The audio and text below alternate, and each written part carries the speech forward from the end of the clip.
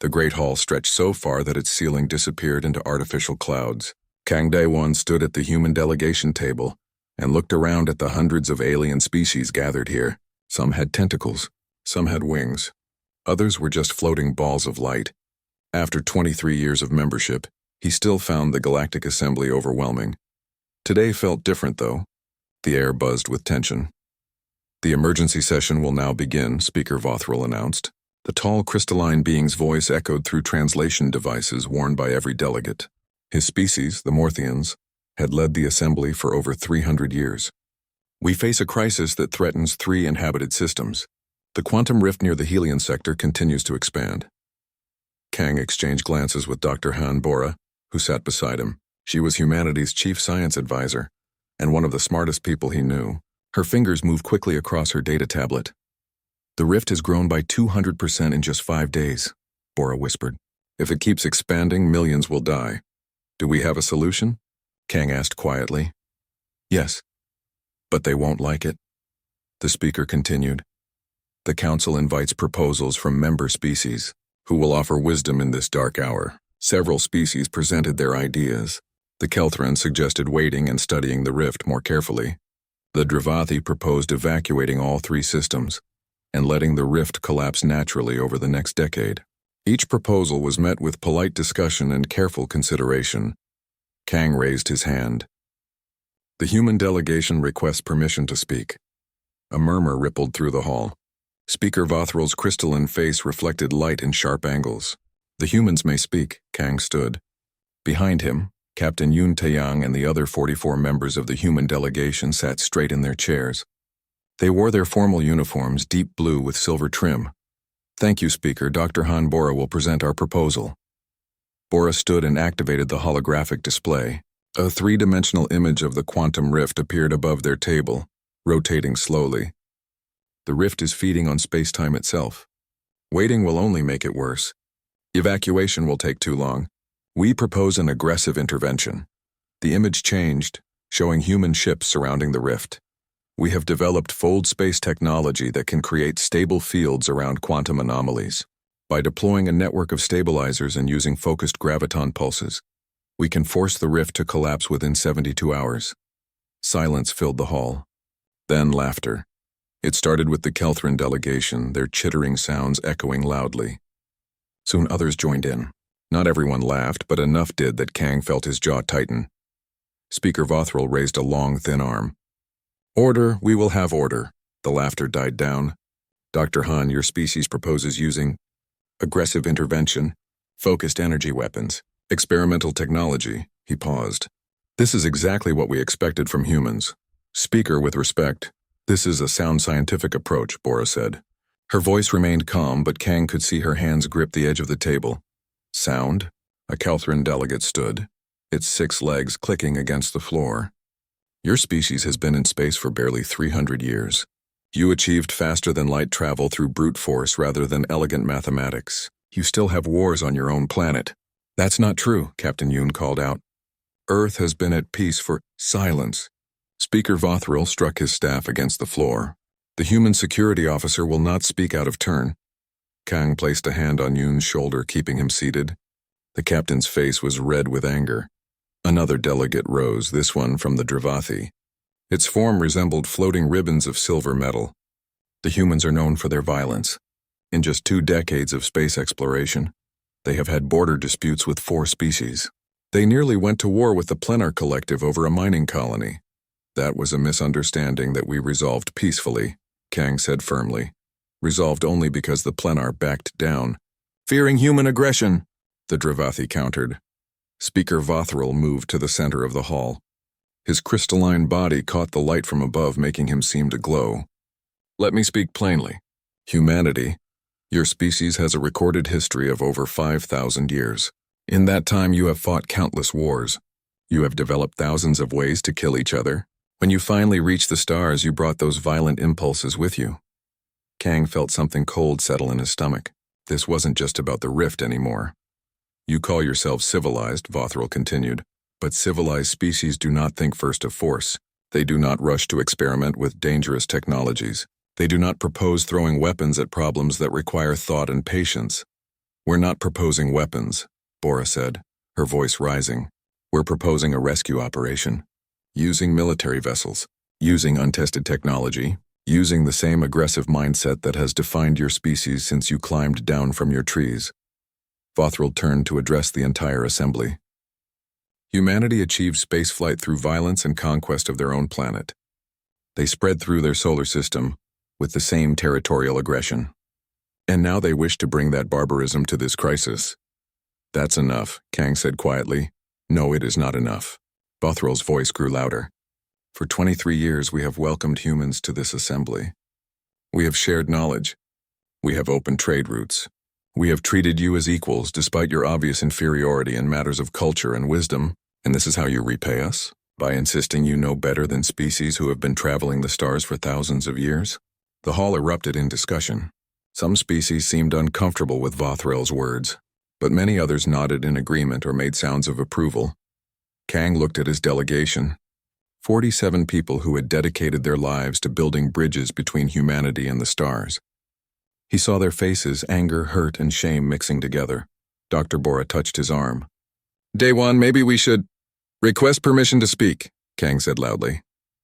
Denied, Vothril replied immediately. The human delegation has said quite enough. I said request permission to speak. And I said denied. You are a junior member of this assembly. You will learn your place, or... Kang stood from his chair and spoke anyway. His voice carried across the hall clear and strong. We came here as equals. Security, remove the human delegate. We came here in good faith. Kang's voice rose above Vothril's. We came here believing that this assembly represented the best of civilization, the best of reason, the best of cooperation between species. Guards began moving toward the human table. Captain Yoon and the security detail stood, forming a protective line. You treat us as children, Kang continued. You mock us for our history while ignoring your own. Every species here has a past. Every species here has made mistakes. But we came here to move forward together. This is your final warning, Vothril said coldly. Kang looked at the speaker for a long moment. Then he looked at his delegation.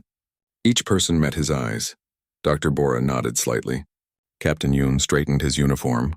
One by one they stood. Children eventually grow up, Kang said quietly, and when they do, they leave home. He picked up his data tablet and walked toward the exit. Behind him, all 47 members of the human delegation followed. They moved in perfect synchronized steps, their boots echoing in the suddenly silent hall. No one tried to stop them. As they reached the great doors, Kang heard Vothril call out, You walk out of this assembly. You walk out on the entire galaxy. You will stand alone. Kang didn't turn around. We've been alone before. The doors opened, and the human delegation walked out into the bright sunlight of Veltros Prime. Behind them, the assembly erupted into chaos, in orbit above the planet. On ships and stations across known space, billions of beings watched the broadcast. The humans were leaving. After 23 years, humanity was going home. On Earth, in the colonies scattered across 23 systems, people stopped what they were doing and watched their screens. Some cried. Some cheered. All of them understood what this meant. The bridges had been burned. There was no going back now. Far away in the Helion sector, the quantum rift pulsed and grew. In the past hour, it had expanded by 400%. It now threatened not 3 systems, but 11. Over 14 billion people were in danger. The assembly didn't notice yet. They were too busy arguing about what the humans had done. 3 weeks had passed since the walkout. Admiral Bayek Jiwan stood in the command center of Aegis Station, Earth's largest orbital platform, and watched the communication board light up with red notifications. Every single one was from the Galactic Assembly. Another summons, Admiral, her communications officer said. That makes 43. Delete it, Beck replied without looking away from the main display. It showed the positions of every human ship, station, and colony in known space, blue dots scattered across the star map like seeds in the wind. Ma'am, this one is marked urgent. They're threatening sanctions. Let them threaten. Beck turned to face her command staff. What's the status of our embassy evacuations? Director Park Hyun stepped forward. He ran Earth's intelligence operations and always looked tired. Today he looked exhausted. All personnel withdrawn from assembly territories. The last transport left Velthros Prime 6 hours ago. Every human citizen is either home or in our own colonies now. Good. Beck nodded. And our trade routes? The assembly closed them all yesterday. No human ships are allowed in their space. No assembly ships are allowed in ours. Park pulled up a holographic display showing the economic data. Our stocks dropped initially, but they've stabilized. Turns out we don't need them as much as they thought we did. That made Beck smile just a little. For 23 years, the assembly had treated humanity like children who needed guidance. They had assumed Earth depended on them for trade, technology, and protection. They were wrong. How long until our colonies are fully self-sufficient? She asked. Most already are, Admiral. We've been preparing for something like this for years. Our contingency plans are working perfectly. Of course they were. Humans had learned long ago not to put all their trust in others. Every colony had backup systems. Every supply line had alternatives. The assembly had mistaken human cooperation for weakness. Admiral, a young officer called from the scanning station. I'm picking up strange readings from the Helion sector. The quantum rift. It's massive now. Beck moved to the officer's station and looked at the data. Her stomach tightened. The rift had grown to 23 systems. The projected death toll was now over 14 billion beings. Show me what the assembly is doing about it, she ordered. The main screen changed to show assembly military vessels surrounding the rift. There were hundreds of ships all maintaining a safe distance. Data scrolled across the screen showing their energy readings and positions. They're just watching it, the scanning officer said quietly. They've been there for 2 weeks. No intervention, no evacuation, just watching. Maybe they're studying it, someone suggested. Or maybe they don't know what to do, Park said. He joined Bayek at the display. Our intelligence reports say their own solution failed. They lost 3 research vessels trying to use conventional stabilization methods. The rift is too aggressive. Too unstable. Beck clenched her fists. Dr. Hanbora's plan would have worked. The human delegation had proven the math. They had shown the simulations, but the assembly had been too proud to listen. Now 14 billion people would pay the price. Ma'am, incoming transmission, the communications officer called out. It's unusual. Single ship Quillian registry. They're requesting a secure channel with Dr. Hanbora specifically. The Quillians? Beck frowned. They were a minor species in the assembly, known for their scientific achievements and quiet diplomacy. Where's Dr. Bora now? In her lab, Section 7. Patch the transmission through to her, and get me a recording of that conversation. Yes, Admiral. Beck waited, watching the communication logs. After several minutes, her personal comm device buzzed. It was Bora. Admiral, you need to hear this. Can you come to my lab? On my way. The lab was a mess of equipment and half-finished projects. Dr. Hanbora stood in the center, her face pale. Beside her, on a holographic display, was a Quillian. The alien looked like a bird made of soft purple feathers, with too many eyes and a gentle voice. This is Counselor Ilveth, Bora said as Beck entered. They've been secretly opposing the Assembly's treatment of humanity. They want to talk to us about the rift. Counselor, Beck said, nodding respectfully. Admiral Beck G1. Ilveth's voice came through the translator with a musical quality. I must be brief. This transmission is not authorized. If my government discovers this contact, I will be removed from my position. Then why risk it? Bayek asked. Because what the Assembly did to humanity was wrong, and because 14 billion people are going to die if someone doesn't act soon. The Quillian's many eyes blinked in sequence. Our own attempt to stabilize the rift failed catastrophically. The energies involved are beyond our current technology. But your proposal, Dr. Han's fold space stabilizers, they might work. We offered that solution, Bora said bitterly. They laughed at us. I know. I was there. I did not laugh. Ilveth moved closer to their camera. Speaker Vothril has forbidden any further mention of human solutions. Pride has blinded the Council. They would rather let billions die than admit they were wrong about your people. Beck felt her anger rising. So what do you want from us? You want us to come crawling back? To beg them to use our technology? No, Ilveth's voice was firm. I want you to help anyway, because that is what humans do, isn't it? You fight for what's right, regardless of who appreciates it. That's what your history shows. That's why the Assembly fears you. Bora and Bayek exchanged looks. The Assembly doesn't fear us, Bora said. They think we're barbarians. They think you're barbarians because you frighten them. You accomplish in decades what takes other species centuries. You adapt, you overcome, you never stop pushing forward. The old powers of the assembly have become comfortable, soft. You remind them that the galaxy doesn't care about comfort. Beck considered this. Even if we wanted to help, the assembly has closed their space to us. We can't reach the rift without crossing their territory. I know. That's why this will be difficult, Ilvith paused.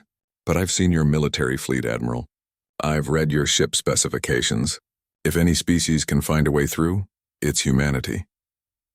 After Ilvith disconnected, Bayek and Bora sat in silence for a long moment. Do we tell the President? Bora finally asked. We have to. This is bigger than us. The Assembly hasn't apologized. They haven't admitted they were wrong. If we help them now, they'll just see it as proof that they can treat us however they want. Beck stood and paced the small lab. 14 billion people, Bora. Can we really let them die to make a point? No, Bora's voice was quiet. But we can't let the Assembly think this fixes everything either. If we do this, we do it on our terms. Within hours, Beck was in a secure conference call with President Shin Yuna and the entire Defense Council. Ambassador Kang Dae-won joined from Earth's surface. They want our help now, one council member said angrily, after everything they said about us. This isn't about them, Kang said. His voice was calm but firm. This is about the innocent people who are going to die, children who don't care about assembly politics, families who just want to live. So we just forgive and forget? Another council member demanded. No, President Shin said. She was a small woman with steel in her voice. We don't forgive and we don't forget. But we also don't let our anger turn us into the monsters they think we are. What are you suggesting, Madam President? Beck asked. We mobilize the fleet. We prepare to save those 14 billion lives. But we do it without asking permission. Without negotiating. Without apologizing for who we are.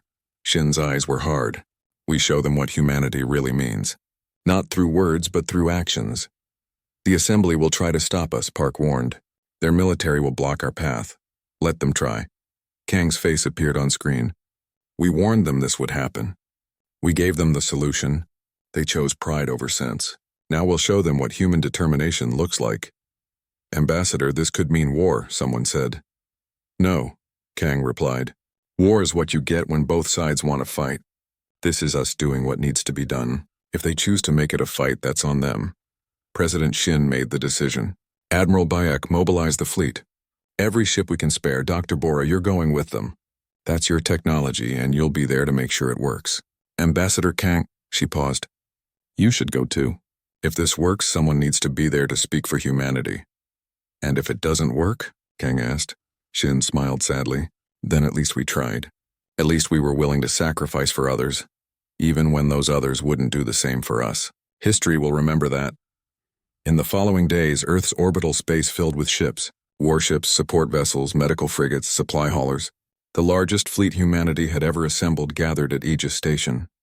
200 combat ships, 50 support vessels, over 30,000 personnel. Engineer Kwan Mira, who had designed the fold space stabilizers, worked around the clock loading the equipment onto the ships. She was young, brilliant, and stubborn.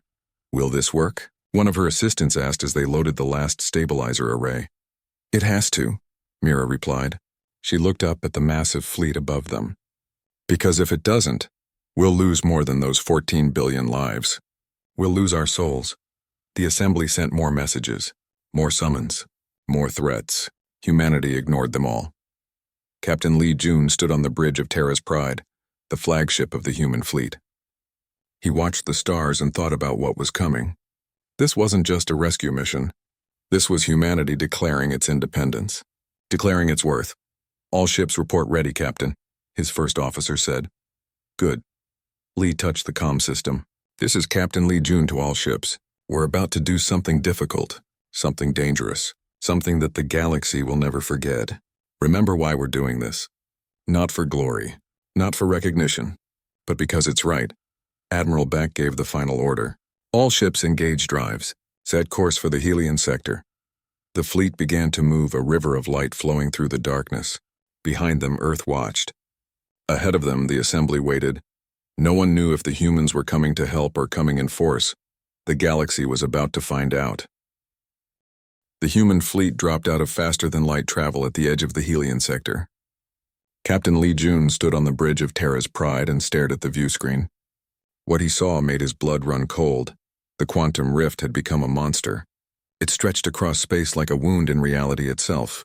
Purple and black energy crackling along its edges. Lightning that wasn't really lightning danced through the darkness.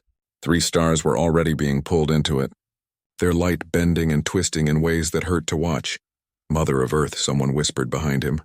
Sir, I'm reading 11 inhabited systems in the danger zone, the scanning officer reported. Her voice shook slightly. Population estimates, 14.2 billion.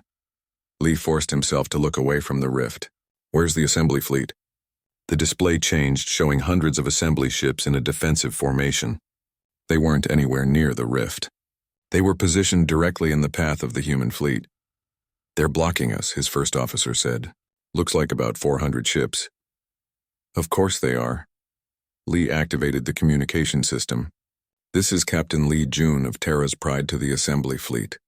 We are here to stop the quantum rift. Clear the path, the reply came quickly. A Morthian commander appeared on screen, his crystalline face reflecting the bridge lights. Human vessel, you are not authorized to be in this sector. You will turn back immediately or face military action. Authorized? Lee felt anger flare in his chest. There are 14 billion people about to die and you're worried about authorization? The assembly will handle this crisis. We do not need or want human intervention. This is your final warning. Lee cut the transmission and turned to his tactical officer. Lieutenant Nam Soo-jin, status of our fighters? All wings ready, Captain. We can launch in 30 seconds. Don't launch yet. Lee opened a channel to Admiral Baek Ji-won, whose ship was positioned in the center of the fleet. Admiral, they're not moving. I can see that, Captain. Baek's voice was calm, but Lee could hear the steel underneath. They think we'll back down. They still don't understand who they're dealing with. Ambassador Kang Dae-won's voice joined the channel. He was aboard one of the support ships, along with Dr. Han Bora and Engineer Kwan Mira. Captain, this is where we show them. No more words. Just action. Agreed. Admiral Baek switched to fleet-wide communication. All ships, this is Baek Ji-won. Prepare the helix drive. Throughout the human fleet, ships began to glow with a strange blue light. The helix drive was humanity's most advanced technology, developed in secret over the past 15 years. It could fold space itself, allowing ships to phase through normal matter. The assembly had called it dangerous, reckless, too experimental to use. They were about to see exactly how well it worked. Helix drive. Charging, the engineering officer reported. 90 seconds to full power. The Morthian commander appeared on screen again, confusion clear on his alien features. What are you doing? Power down those systems immediately. Lee looked directly at the camera. Get out of our way or get pulled along, choose. You cannot do this. This is a violation of 60 seconds to full power, engineering called out. The assembly fleet held position. 400 ships against 250 humans. On paper, they had the advantage. In reality, they had no idea what was about to happen. 30 seconds. Lee could see some of the assembly ships beginning to move, their captains smart enough to realize something was wrong. But most stayed in formation following orders. 15 seconds. Helix drive at maximum charge. All ships. Admiral Baek's voice rang out across the fleet. Engage phase shift on my mark. 3, 2, 1, mark. The blue light around the human ships intensified until it was almost blinding. Then reality bent. Lee felt his stomach twist as the ship entered phase space. On the viewscreen, the assembly fleet suddenly looked like ghosts, their solid forms turning translucent and strange. Forward thrust, full speed, Lee ordered. Terra's Pride surged forward. The entire human fleet moved as one, passing directly through the assembly blockade like they weren't even there. Lee watched as the shocked face of the Morthian commander flickered past his viewscreen, mouth open in disbelief. We're through, the navigation officer shouted, relief and excitement mixing in his voice. Behind them, the assembly fleet scrambled to turn around, but the humans were already past them, racing toward the rift. Exit phase space, Lee commanded. All power to shields. The blue light faded and reality snapped back to normal. They were now between the assembly fleet and the quantum rift, with nothing to stop them from completing their mission. Deploy the stabilizer arrays, Admiral Baek ordered. Throughout the fleet, Massive devices began extending from the support ships. They looked like giant metal flowers, each petal covered in complicated machinery that hummed with power. Engineer Quan Mira had spent years designing these stabilizers. Now she would see if they worked. Positioning arrays in optimal formation. Quan's voice came through the command channel. She was aboard the engineering ship Prometheus, working directly with her equipment. We need to create a sphere around the rift. Each stabilizer must maintain exact distance and synchronization. How long will this take? Kang asked. 2 hours to position everything. Another hour to charge the systems. Then we activate and hope for the best. That's a lot of hoping, someone muttered. That's all we've got, Quan replied sharply. The human fleet spread out around the rift, each ship moving to its assigned position. Lee watched the tactical display as blue dots formed a sphere around the purple and black nightmare of the rift. Behind them, the assembly fleet followed but kept their distance. They were watching, waiting to see what would happen. Let them watch, Lee thought. Let the whole galaxy watch. Captain, I'm detecting gravitational distortions from the rift, the science officer called out. It's trying to pull us in. Compensate with positioning thrusters. All ships, maintain your distance. The rift pulsed, sending waves of energy across space. Several smaller human ships were pushed off course, their pilots fighting to regain position. The energy washed over Terra's Pride, making the shields flare bright white. Shields holding at 70%, Tactical reported. Sir, I'm reading 3 planets in the nearest system, the scanning officer said. Combined population of 600 million. The rift will reach them in approximately 8 hours if we don't stop it. 600 million people. Just one system. And there were 10 more beyond it. How long until the arrays are ready? Lee demanded. 90 minutes, Quan answered. We're moving as fast as we can. Those were the longest 90 minutes of Lee's life. The rift continued to pulse and grow. Assembly ships maintained their distance, neither helping nor interfering. Some species had sent observers, their ships hovering at safe distances to record what happened. The medical bay on Terra's Pride smelled like burnt metal and disinfectant. Captain Lee Jun sat on an examination table while a doctor checked his injuries. Around him, wounded crew members filled every available space, and they were the lucky ones. 8,000 others would never go home. You have 3 broken ribs and a concussion, the doctor said, running a scanner over his chest. You need rest. Later. Lee stood up, ignoring the pain that shot through his body. I need to get to the bridge. Captain, later, he repeated firmly. The ship was a wreck. Entire sections had lost power. The beautiful blue hull was scorched black in places, and one of the engine pods was completely gone. But they were still flying, still alive. Lee made his way through damaged corridors, stepping over debris and avoiding exposed wiring. He passed crew members working frantically to repair critical systems. Everyone looked exhausted. Everyone looked proud. On the bridge, his first officer was coordinating with the other surviving ships. The main view screen showed the fleet scattered across space, many ships barely holding together. Status? Lee asked as he entered. 47 ships destroyed, sir. Another 33 are too damaged to travel under their own power. We're organizing tow operations now. The officer's voice was steady, but his hands shook slightly. Total casualties, 8,214. Lee closed his eyes for a moment. Over 8,000 people. Fathers and mothers. Sons and daughters. Friends and lovers. All gone. But the rift is sealed, the officer continued. Completely collapsed. Dr. Han's team confirmed it. Those 11 systems are safe. What about the assembly fleet? Lee asked, still maintaining distance. They're not approaching, but they're not leaving either, just watching us. Let them watch. Over the next hours, the human fleet slowly pulled itself together. Ships that could still fly helped those that couldn't. Medical vessels moved between the damaged ships, treating the wounded. Recovery teams searched for survivors in the debris of destroyed vessels. Throughout this, the saved systems below sent constant transmissions. Messages of gratitude in hundreds of languages. Offers of help. Requests to send medical supplies or rescue workers. The aliens whose lives had been saved wanted desperately to do something, anything, for the humans who had sacrificed so much. On Earth, President Shin Yuna watched the reports with tears in her eyes. The whole planet had held its breath during the operation. Now they mourned their dead and celebrated their heroes.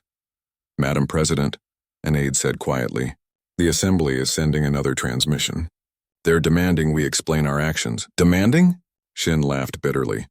Delete it. I'm not interested in their demands. There's more, ma'am. We're receiving thousands of messages from individual species.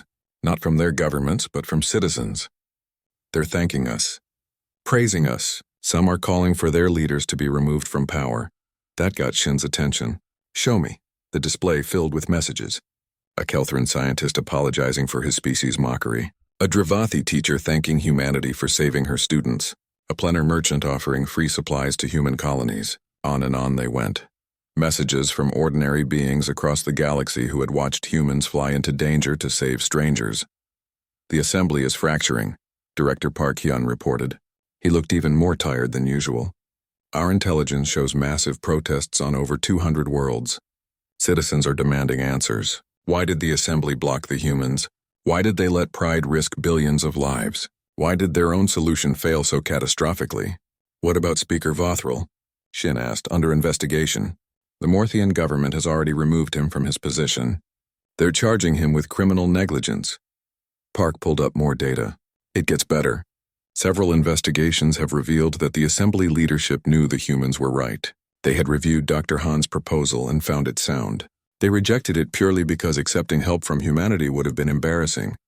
Shin felt her anger return. They knew. They knew we could save those people, and they said no anyway. Pride, Madam President. They built their entire reputation on being the wise elders of the galaxy. Admitting that the young, aggressive humans had a better solution would have shattered that image. So they were willing to let billions die to protect their reputation. Yes, ma'am. Shin stood and walked to the window. From her office, she could see the night sky. Somewhere up there, her people were pulling wounded from wreckage and mourning their dead. They had done the right thing. They had sacrificed everything to save others, and the assembly had tried to stop them. Director Park, I want you to release everything. Every document showing what the assembly knew. Every communication where they chose pride over action. Every piece of evidence that proves they put politics ahead of lives. Ma'am, that will destroy what's left of their credibility. Good. Within hours, the documents flooded across the galaxy. The proof was undeniable. The assembly leadership had known. They had deliberately chosen to let billions die rather than accept human help. The reaction was immediate and overwhelming. Protests turned into riots on some worlds. Over 50 species announced they were suspending their assembly membership pending reforms. Junior members demanded complete restructuring of the Leadership Council. Senior members scrambled to distance themselves from the decision. The Galactic Assembly, which had stood for over 1,000 years, began to crumble. On Terra's Pride, Ambassador Kang Dae-won recovered in a medical bed. His injuries were serious but not life-threatening. Dr. Han Bora sat beside him, her own arm in a sling. Have you seen the news? She asked. Some of it. Kang shifted, wincing at the pain. The assembly is falling apart. They deserve it. What they did was monstrous. Maybe. Kang looked thoughtful. But destruction is easy, Bora. Building something better is hard. We didn't fly into that rift just to tear down the old order. We did it to show there was a better way. A better way than letting pride kill billions? That's a low bar, Day One. He smiled slightly. True, but think about what happens next. The assembly will reform or be replaced. Either way, there will be a new order. Do we want to be part of building it? Or do we want to stand apart and watch? Bora considered this. After what they did to us? After how they treated humanity. You want to go back? I want to make sure this never happens again. The only way to do that is to be at the table when the new rules are written. Before Bora could respond, an alert came through the ship's communication system. All senior staff report to the bridge. We have incoming ships. Kang tried to stand, but Bora pushed him back down. You stay here. I'll go see what's happening. She made her way to the bridge where Captain Lee was staring at the view screen. The display showed dozens of ships approaching the human fleet. But these weren't assembly military vessels. These were civilian ships from the saved systems below. Captain, they're hailing us, the communications officer said. All of them. They all want to talk. Put them through. All channels. The view screen split into dozens of sections, each showing a different alien species. Some were crying. Others were smiling in their own alien ways. All of them wanted to say the same thing. Thank you. The ships brought supplies, medical equipment, food, and volunteers to help repair the damaged human vessels. They brought memorial stones engraved with the names of the 8,000 dead, promising to remember them forever. They brought gifts and songs and art created in honor of human courage. "We have nothing valuable enough to repay what you did," one alien captain said, "but we offer everything we have. Our gratitude, our friendship, our loyalty." "You owe us nothing," Captain Lee replied. "We did what was right. That is why we owe you everything." Over the following days, something unprecedented happened. Individual species began establishing direct diplomatic relations with humanity, bypassing the assembly entirely. They signed trade agreements, defense pacts, and cultural exchanges. They offered access to their space and their resources. The old power structure, which had placed the assembly at the center of galactic politics, began to shift. Humanity was becoming a major power not through conquest or threats, but through the simple act of keeping their word and protecting the innocent. On Velthros Prime, in the Great Assembly Hall, an emergency session convened. The chamber that had been so full just weeks ago was now half empty. Many species had withdrawn their delegations. Those who remained looked uncertain and afraid. A new speaker had been appointed, a Quillian named Ilvith, the same one who had secretly contacted humanity. They stood at the center of the hall and spoke quietly. "We have failed, not just in this crisis, but in our fundamental purpose. We claim to represent civilization, wisdom, and cooperation. Instead, we demonstrated arrogance, pride, and cowardice." Ilvith's many eyes blinked slowly. "The humans showed us what we should have been. They risked everything for strangers. They flew into death itself because it was right. While we debated and protected our reputations, they acted." The hall was silent. "I propose we send a formal delegation to the human fleet, not to demand or negotiate, but to apologize, to offer genuine recognition of what they accomplished and acknowledgement of our failures." Ilvith paused. "And to invite them back, not as junior members, but as senior partners in whatever comes next." The vote was overwhelming. For the first time in Assembly history, a decision was unanimous. The delegation arrived at the human fleet 3 days later. 10 ships carrying representatives from across the galaxy. They found the human fleet still conducting repairs and memorial services for their dead. Ambassador Kang, still recovering, met with them aboard Terra's Pride. He stood in the docking bay as the alien delegates filed in, each one looking uncomfortable and ashamed. Speaker Ilvith approached first. "Ambassador Kang Day-1, on behalf of the Galactic Assembly and all its member species, I offer our deepest apologies. What we did was inexcusable. How we treated you was shameful. The lives you saved and the sacrifices you made have shown us the truth about civilization. It is not measured in years or technology. It is measured in character and courage." Kang looked at the assembled delegates. He saw genuine remorse in their faces. He also saw fear. They were afraid humanity would reject them, afraid of what would come next. "Apology accepted," he said simply. "Now let's build something better." Relief flooded through the delegation. Speaker Ilveth's feathers ruffled with emotion. "There is more. The Assembly wishes to invite humanity to return. Not as you were, but as full senior partners. Equal voice, equal authority, and shared leadership in reforming our institutions." Kang smiled. "That's an interesting offer. I'll need to discuss it with my government, but I think President Shin will have some conditions of her own." "Anything," Ilvith said immediately. "Name anything." "First, those 8,000 names will be remembered. A memorial at the Assembly Hall, permanent and prominent. Done. Second, no more secrets. No more decisions made in closed councils. Everything transparent. Everything accountable. Agreed. Third, and most important," Kang's voice became serious. "Never again. Never again does pride come before lives. Never again does politics override ethics. Never again do we let the innocent suffer because we're too proud to do what's right." Ilvith bowed deeply. Never again. They sealed the agreement there in the damaged docking bay of a wounded ship, surrounded by the evidence of human sacrifice. The galaxy was changing. The old order was gone, something new was beginning. 6 months had passed since the quantum rift collapsed. Ambassador Kang Day-1 stood on the observation deck of the newly rebuilt assembly hall and watched ships arrive from across the galaxy. The building looked different now. Where there had once been a single grand entrance reserved for senior members, there were now dozens of equal entrances. The old hierarchy was gone. "Nervous?" Dr. Han Bora asked, joining him at the window.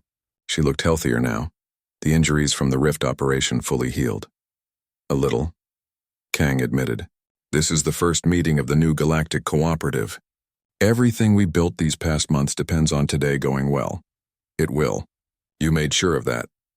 Kang had spent the last 6 months traveling across the galaxy meeting with species both large and small, building relationships, establishing trust, making sure that when the new cooperative convened, everyone would have a voice. Not just the old powers, but the younger species who had been ignored for too long. The memorial looks good, Bora said, pointing to the large structure visible in the distance. It was a massive wall made of crystal from 100 different worlds, each piece engraved with names. 8,214 names, the humans who had died closing the rift. They flew into the storm. So others could see tomorrow. Kang read the inscription at the base. President Shin chose those words herself. She chose well. They stood in silence for a moment, remembering. Then Kang's communicator buzzed. It was time. The main chamber of the cooperative was circular with no central podium. Instead, there was a ring of equal positions where speakers could address the assembly. Over 800 species had sent representatives. They filled the chamber with an incredible diversity of forms, colors, and sounds. Speaker Ilvith called the session to order. Welcome to the first gathering of the Galactic Cooperative. We stand here today not as masters and subjects, but as equals, partners in building a better future. The chamber filled with sounds of approval, clicks and whistles and hums from a dozen different types of vocal systems. Our first order of business is to ratify the new charter, the principles that will guide us forward. Ilvith gestured to the holographic display above the chamber. Transparency, accountability, equality, and above all, the principle that no politics, no pride, and no tradition is worth more than a single innocent life. The charter passed unanimously. For the first time in galactic history, every species had equal say. Every voice mattered equally. Our second order of business, Ilvith continued, is to formally recognize humanity's permanent seat on the Security Council, not because of their military power, though that is significant, not because of their technology, though that has proven invaluable, but because they demonstrated the values we all wish to embody. Kang stood and walked to the speaking position. The entire chamber fell silent. Thank you, Speaker. Thank you all. He looked around the chamber at the hundreds of alien faces watching him. 6 months ago, I led my delegation out of the old assembly. We left because we were tired of being treated as lesser, of being mocked for who we were and dismissed for what we could offer. Some of the older species looked uncomfortable. Good, Kang thought. They should be uncomfortable, but we didn't leave the galaxy. We couldn't because we're part of it whether anyone likes it or not. And when we saw that billions would die, we came back. Not because we wanted your approval or your thanks. We came back because it was right. Kang paused, gathering his thoughts. Humanity has always been complicated. We have fought wars. We have made terrible mistakes. Our history is full of moments we're not proud of. But we've learned something from all that struggle. We've learned that civilization isn't about being perfect. It's about trying to do better, about choosing to help even when it's hard, about standing up for what's right even when it costs you everything. The chamber was completely silent now. Every translator, every recording device, every eye and sensor was focused on him. So yes, we accept this position on the Security Council. But we accept it with the understanding that power means responsibility, that having strength means using it to protect those who are weaker, that being advanced means helping others advance. Kang's voice grew stronger. We will never forget the 8,000 who died, and we will honor their sacrifice by building a galaxy where such sacrifice is never needed again. The chamber erupted in sound, not just applause, but the equivalent from hundreds of different species. Kang returned to his seat, his heart pounding. Over the following hours, the cooperative made history. They established joint research programs that would share technology freely among all members. They created a rapid response force that could intervene in emergencies without the slow bureaucracy of the old system. They formed educational exchanges so that young beings from every species could learn from each other. And they did something else. Something unprecedented. The cooperative recognizes 412 species who have requested formal alliance with humanity specifically, Ilvith announced. These species have chosen to establish primary diplomatic relations with Earth, rather than with the cooperative as a whole. Some of the older species grumbled at this, but most understood. Humanity had earned that trust and loyalty through their actions. After the formal sessions ended, Kang found himself surrounded by delegates wanting to speak with him. A Kelthran scientist who wanted to collaborate on fold space research, a Dravathi artist who had created a symphony about the rift closing, a young Plenar who simply wanted to shake his hand and say thank you. Captain Lee Jun, now Admiral Lee Jun, joined him after most of the crowd dispersed. He had been promoted after the rift operation and now commanded the joint peacekeeping fleet. How does it feel to be the most famous human in the galaxy? Lee asked with a smile. Exhausting, Kang replied honestly, but worth it. How's the fleet? Growing every day. We have 20 species now contributing ships to the peacekeeping force. The Morthians just donated 3 heavy cruisers. Lee shook his head in wonder. 6 months ago they were calling us barbarians. Now they're asking us to train their officers. People change. Species change. Sometimes they just need the right motivation. Like watching humans fly through an assembly blockade and into a reality-destroying rift? Exactly like that, they both laughed. It felt good to laugh. There had been too much pain and loss these past months. But there had also been growth and change and hope. Engineer Quan Mira found them next. She was carrying a data pad and looked excited. Admirals, I need to show you something. The joint research team has made a breakthrough with the Helix drive. We can make it smaller, more efficient, and safer. Within a year, even civilian ships will be able to use phase shift technology. That will change everything, Lee said. Travel times cut in half. New routes opening up. More than that, Quan said. It means no one will ever be able to blockade anyone else again. No species can cut off another's access to space. Everyone becomes truly free to move through the galaxy. Kang smiled. That was exactly the kind of change they needed. Not just political reform, but practical technology that made oppression harder and freedom easier.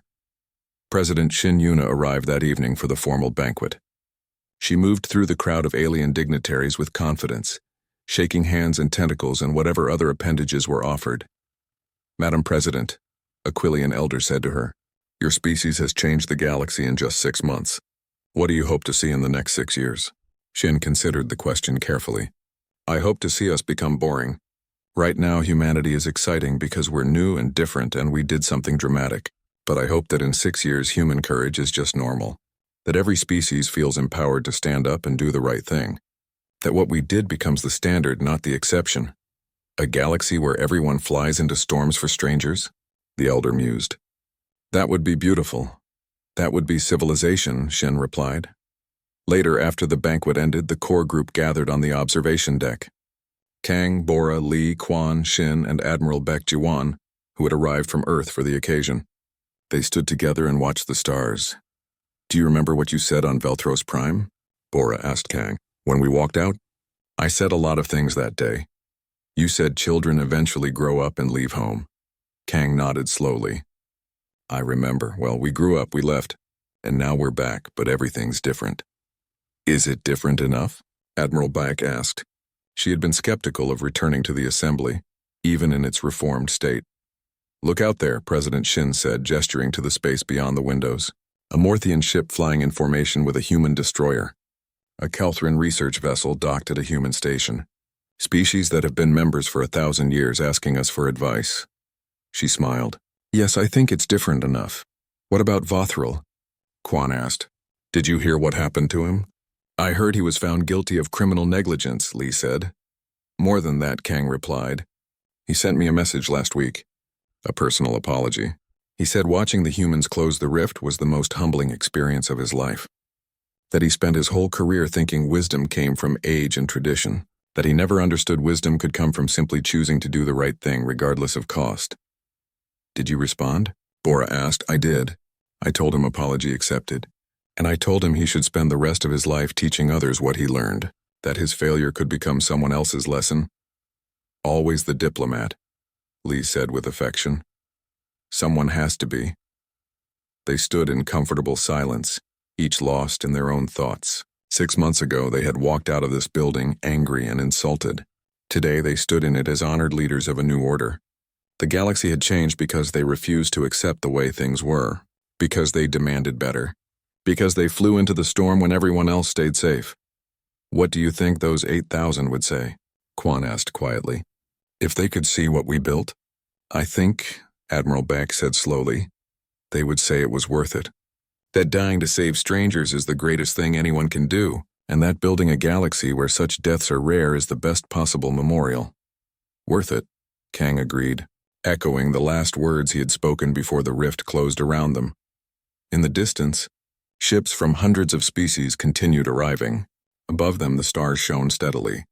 The galaxy was vast and old and full of wonders, but tonight it also felt full of hope.